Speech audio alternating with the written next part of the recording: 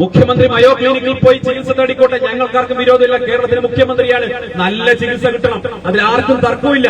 പക്ഷെ മുഖ്യമന്ത്രിക്ക് മയോ ക്ലിനിക്കിൽ പോയി ചികിത്സിക്കാൻ കേരളത്തിന്റെ ഖജനാവിൽ നിന്ന് കോടിക്കണക്കിന് ഉറുപ്പിക ചെലവാക്കുമ്പോ ഈ നാട്ടിലെ പാവപ്പെട്ടവന് ഒരു പാരസെറ്റമോളെങ്കിലും കൊടുക്കാനുള്ള സംവിധാനം ഒരുക്കിയിട്ട് വേണമായിരുന്നു മുഖ്യമന്ത്രി വിമാനം കയറാൻ. മുഖ്യമന്ത്രി വിമാനം കയറുന്ന സമയത്ത് നിങ്ങൾ ആലോചിക്കണം, കേരളത്തിലെ ഒരു ആശുപത്രിയിൽ ഒരു മുൻ മുഖ്യമന്ത്രി ചികിത്സ തേടിയിട്ടുണ്ട്.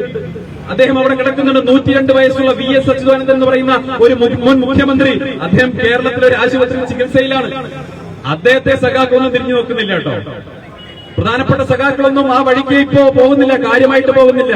അപ്പൊ VS അച്യുതാനന്ദന് ഒരു നീതിയും പിണറായി വിജയന് മറ്റൊരു നീതിയുമാണ് എന്നുള്ള വ്യക്തമാണല്ലോ. എന്തായാലും കേരളത്തിലെ സാധാരണക്കാരായിട്ടുള്ള മനുഷ്യർ, പാവപ്പെട്ടവർ, സ്ത്രീകളടക്കമുള്ളവർ മെഡിക്കൽ കോളേജിൽ പോകുമ്പോ, ആശുപത്രിയിൽ പോകുമ്പോ മരുന്ന് എവിടെ നിന്ന് വാങ്ങണമെന്ന് കൂടി പറയണം.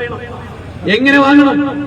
ഇനി 10,000 1200 ഉറുപ്പിക ക്ഷേമ പെൻഷൻ കിട്ടുന്ന പൈസ കൊണ്ട് മരുന്ന് വാങ്ങാന്ന് കരുതിയാൽ ആ പെൻഷൻ പോലും മര്യാദയ്ക്ക് കൊടുക്കുന്നില്ലല്ലോ. കേരളത്തിലെ സാധാരണക്കാരായ മനുഷ്യന് മരുന്ന് വാങ്ങാനുള്ള പൈസയായിരുന്നു ഈ ക്ഷേമ പെൻഷൻ കൊണ്ട് കിട്ടുന്നത്, അത് കൊടുക്കുന്നില്ല. മരുന്ന് വാങ്ങാൻ മെഡിക്കൽ കോളേജിൽ മരുന്നില്ല, മറ്റ് ചികിത്സാ സംവിധാനങ്ങളില്ല. എന്നിട്ട് ഇടതുപക്ഷ ബദൽ എന്നാണല്ലോ പറഞ്ഞിരുന്നത്. ഈ സർക്കാർ അധികാരത്തിൽ വരുമ്പോ ഇടതുപക്ഷ ബദൽ എന്നാണല്ലോ പറഞ്ഞിരുന്നത്. ഇതുപോലെയുള്ള ഇടിഞ്ഞു പൊളിഞ്ഞു വീഴുന്ന കെട്ടിടങ്ങളാണോ ഇടതുപക്ഷ ബദൽ? നിങ്ങൾ ഉദ്ദേശിക്കുന്ന ബദൽ?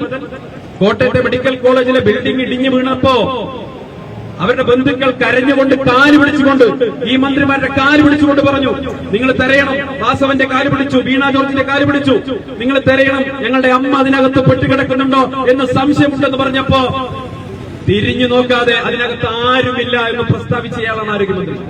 ആരുമില്ല എന്ന് എങ്ങനെ പ്രസ്താവിക്കാൻ കഴിയും? ജീവന് വേണ്ടി ഒരു സ്ത്രീ അതിനകത്ത് മല്ലിട്ടുകൊണ്ടിരിക്കുകയായിരുന്നു. ഒരല്പം നേരത്തെ തെരയാൻ തയ്യാറായിരുന്നെങ്കിൽ ഒരു ജീവൻ രക്ഷിക്കാമായിരുന്നില്ലേ?